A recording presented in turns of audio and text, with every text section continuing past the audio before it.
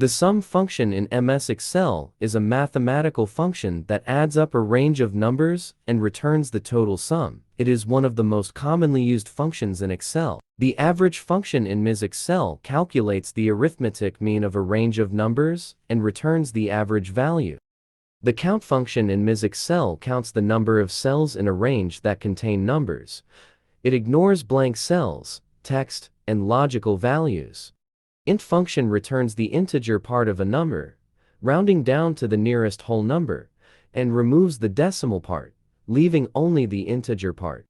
Power function raises the base number to the specified power. It can handle positive, negative, and fractional exponents, and returns a numeric value. Product function returns the product of a range of numbers. It multiplies all numbers in the specified range and ignores blank cells, text, and logical values.